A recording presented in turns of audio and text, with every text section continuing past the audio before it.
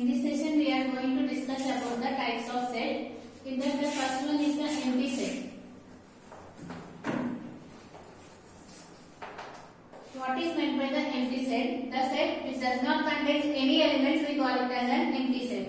And this empty set is denoted by like this because it does not contain any elements.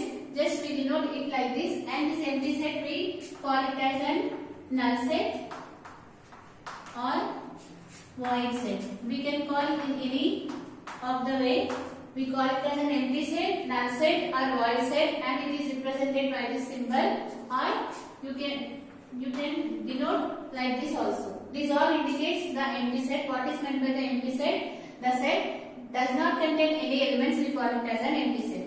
Let us consider an example. The set of x such that 1 less than x less than 2, and here x is a natural number.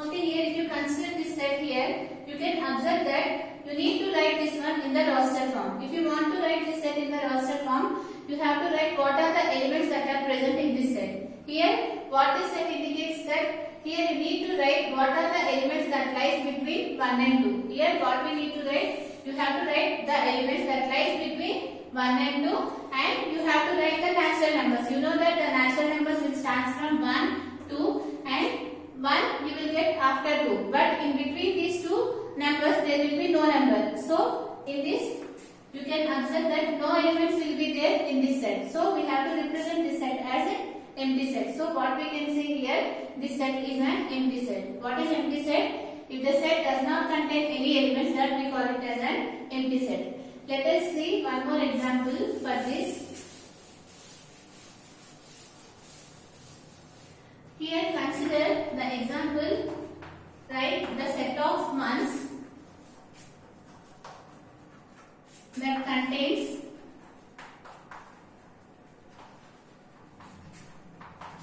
greater than 35 days. Let us consider this set. You need to write what are the months that is having more than 35 days. You know that there is no month that is having more than 35 days. In a month there will be 30 or 31, and in February it may be 28 or 29 based upon the leap year, but you did not get the month that contains more than 35 days. So here in this no element is present in this set, so we can say that it is an empty set. Now consider here the next type of set, which is the singleton set. So what is meant by the empty set? If the set does not contain any elements, we call it as an empty set, and this empty set we call it as a void set or the null set, and it is denoted by the symbol. You call it as an phi, or this one is empty set. Now see the next type of set, which is a singleton set.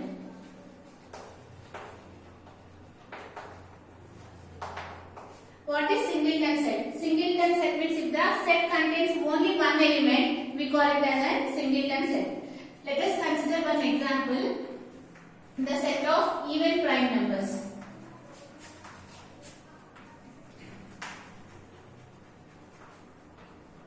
You need to write what are the elements that are present in this set. So here, you know that what is an even prime number? You know that only one prime number exists, which is even, that is 2. Here, you can observe that in this set only one element is present. So we can say that it is a singleton set. What is meant by the singleton set? If the set contains only one element, we call it as a singleton set. So if you can consider this as an example. If you want to find the set of even prime numbers, you know that in the prime numbers only 2 is the even number. So we can say that it is a singleton set. Now consider one more example, the set of x such that 0 less than or equal to x less than 1. Here x is an whole number. Let us consider this set here. Here what we need to write here, we need to write what are the elements that lies between 0 and 1. Between 0 and 1, what are the elements that lies, we need to write it. So here write how many elements that are present in between 0 and 1. You know that the whole number starts from 0 and 1. In between these two numbers, no element will be present, and here we have included here here equality symbol. That means here you can include here 0. So what are the element that is present here? 0. Since here equality symbol is not there, you should not consider 1. Now here, what are the elements that are present in this set? 0 is the one element that are present in this set. So we can say that it is a singleton set because here only one element is present. Now see the next one, which is the universal set. So what is meant by the empty set? If the set does not contain any elements, we call it as an empty set. And what is meant by the singleton set? If the set contains only one element, we call it as a singleton set. And the next one is the universal set.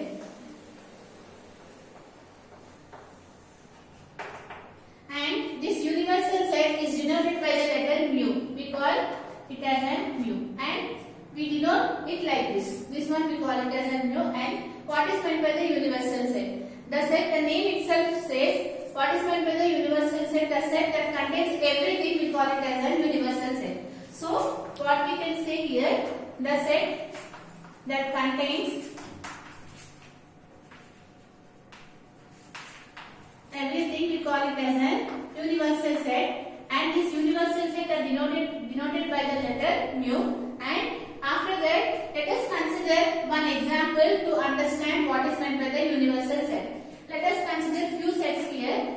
A is equal to the set of the students of class 10A. And let us consider one more set, which is C, the set of the students of class 10B. And here let us consider one more set, the set of the students of class 10C. Let us consider these sets here. Here what will be the universal set? This universal set you can represent as mu or you can denote it as mu. Here how do you write the universal set, which is nothing but the set of the students of class 10. Right? This is the universal set. In this, all these sets are present. So, what is meant by the universal set? The set that contains everything, we call it as a universal set. And you can observe that these are the sets that are present in this universal set. And we can represent this universal set in the form of the rectangle. If you want to represent the representation of sets in the form of the diagram, we call it as a Venn diagram. What we call those diagrams, we call it as a Venn diagrams. What is Venn diagrams? Representation of the sets in the form of the figures, we call it as a Venn diagrams. If you want to represent universal set, you have to represent that one in the form of the rectangle. And in this, at the end of the right side, write it as mu. It indicates that it is a universal set. In the universal set, what it belongs, all the students of class 10 is belonging to this set, and in this we got many sets here. This is the, let us consider these three sets here. Here you can take this set as the set of the students of class 10A, and here you can take the set of the students of class 10B, and you can take here the set of the students of class 10C. That means there are three sections in the class 10, which is 10A, 10B and 10C. All these together we call it as a universal set, because here all are 10th class students, but we have separated that one in the form of the sections 10A, 10B and 10C. This is nothing but the representation of the universal sets. So what is meant by the universal set? The set that contains everything, we call it as a universal set. Now see the subset and sets.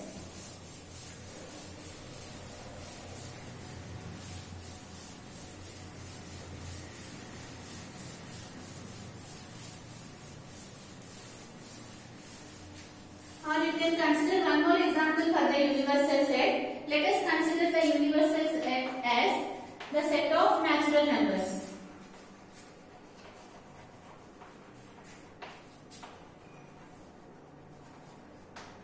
In that you can consider the sets, which is the set of even numbers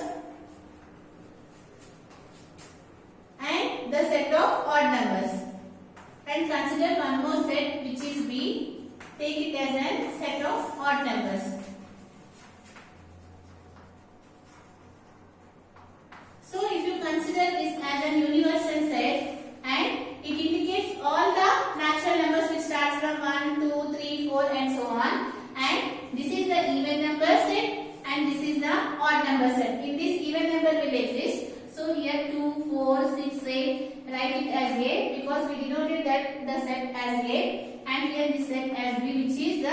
set of the odd numbers, and 1, 3, 5, 7, 9, and all this together we represented in an universal set. Like this you can represent in the form of the Venn diagram. Venn diagram is nothing but representation of the sets in the form of the diagrams. We call it as an Venn diagrams.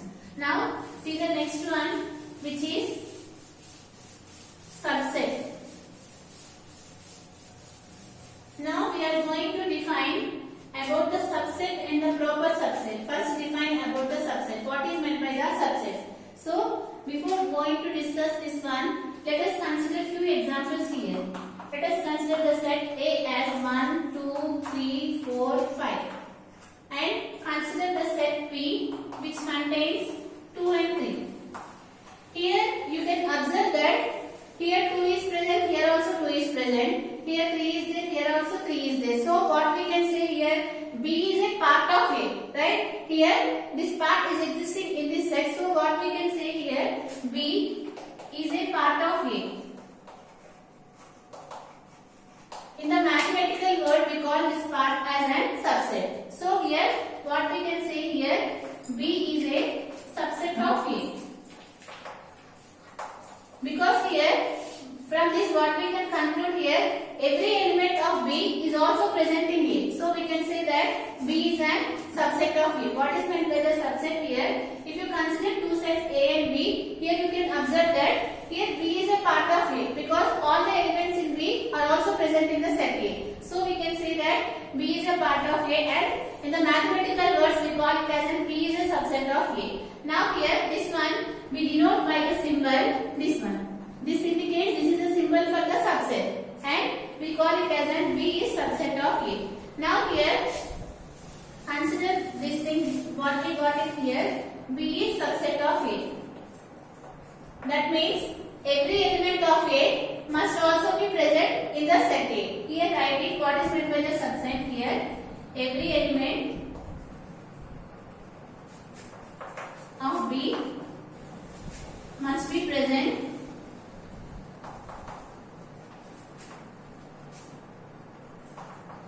in every element of A. That means here what we can observe here, let us consider here 2.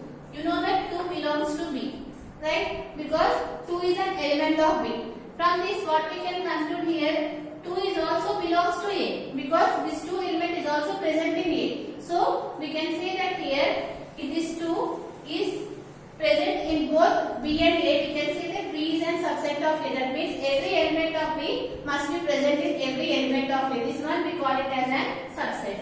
Now, how do you represent in the form of the Venn diagram? This one. Here, first you need to draw the universal set and mark it as U, mu, and after that you need to represent the set A. Right here, these sets are represented in the form of the circles, and what are the elements presented here? 1, 2, 3, 4, 5. Right? These are the elements that are present in the set A. Now you need to represent the set B which contains 2 and 3. You know that B is a part of B, B is a part of A, and B is a subset of A. How do you represent? Just you need to represent here one more circle. You know that 2 and 3 are present. So write it here B, and what are the remaining elements left out here? 1, 4 and 5. This is the represent of B subset of A. That means every element of B is also present in every element of A. That we call it as a subset. Like this we have to represent in the form of the Venn diagrams.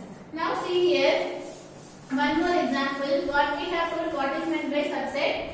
Every element of B must be present in every element of A. That we call it as a subset. Now consider one more set here. Let us consider A is equal to 4, 5, 6. And let us consider one more set which is again 4, 5, 6.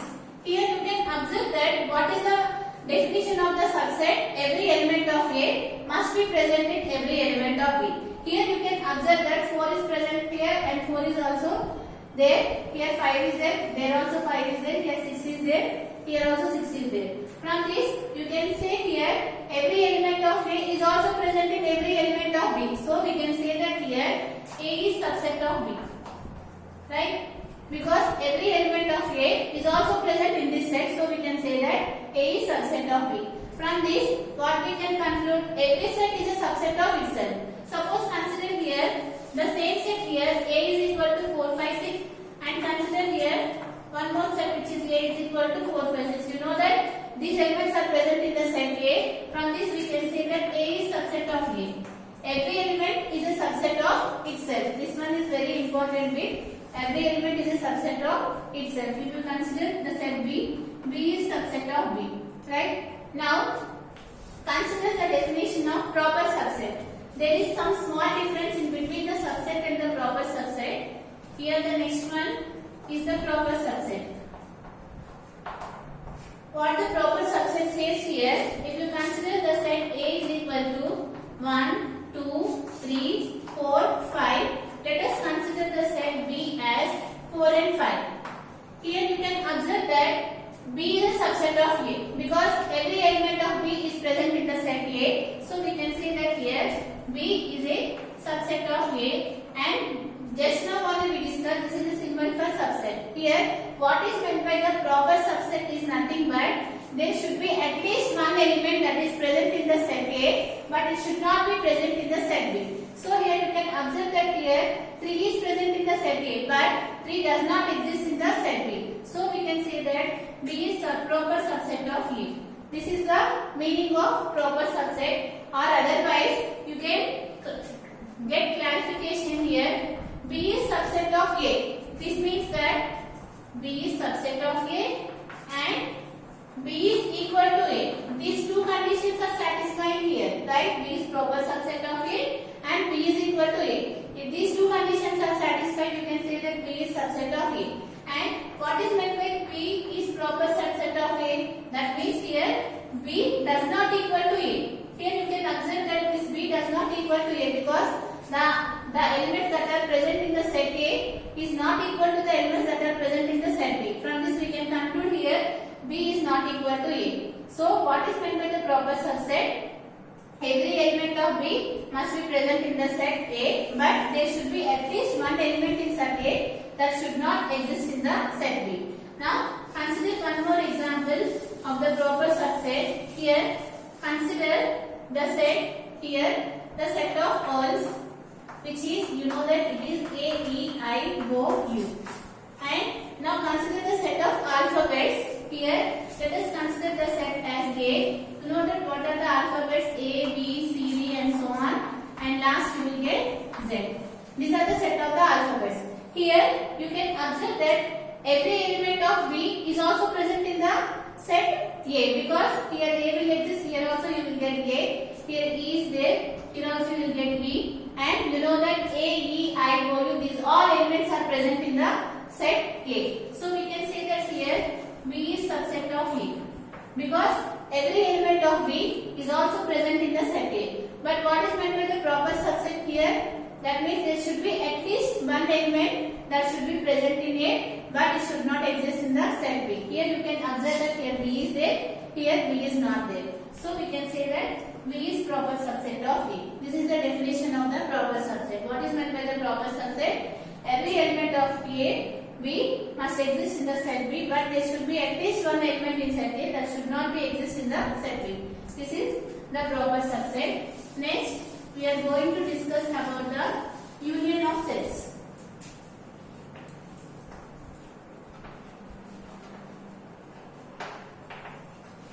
And after that, we are going to discuss about the intersection of the sets. What is meant by the union of sets? Union of sets means you need to write all the elements that are present in the sets. Let us consider here the set A is equal to 1, 2, 3, 4, 5.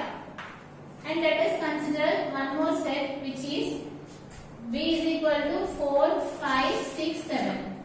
Now you need to write A union B. That means union of set means you need to write A union B, and this union is denoted by the symbol this one. This U indicates that this union, and that means A union B means you need to write all the elements that are present in the set B. That means what are the elements that are present in both of the sets, you need to write it. So here what are the elements that are present in this set? 1 and 2 and then 3, 4, 5 and after 6 and after 7. These are the elements that are present in both of these sets. So we have represented this one as A union B. What is A union B? You need to write all the elements that are present in both the sets. This one we call it as an A union B. Now here this one we can represent in the form of the Venn diagram like this. Here suppose you have given the universal set as 1, 2, 3, 4, 5, 6, 7, 8, 9, 10. Let us suppose they have given this is the universal set and you know that the universal set are denoted by the symbol mu and we need to represent here how many sets A and B. So here draw two circles here. This is one circle and this is one circle. Why we have joined these two circles we will come to know in a few seconds here. Let us represent this one as A and this set as B.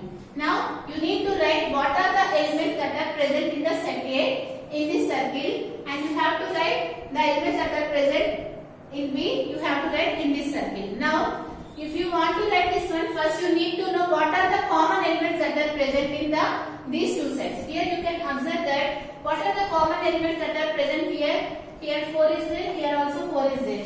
Here 5 is there, here also 5 is there. These are the common elements that are present in between these two sets. So you have to represent these common elements and the common area. Here you can observe that these two circles are intersecting here at a common area. You know that this is the common area. These two circles are intersecting. So you need to represent these two elements in this area, which is 4 and 5. Right? Because these are the elements that are present in common here. Now you can write the remaining elements what are left in the set A. What are the left here? 1, 2, 3. So write it here 1, 2, 3. Now in the set B we have written already 4 and 5. What we need to represent here? 6 and 7. 6 and 7. This is the union. So here write it here A union B. If you want to shade it, what is the shaded part here? This is the total part. Right? What is A union B? A union B is nothing but you need to write what are the elements that are present in both of the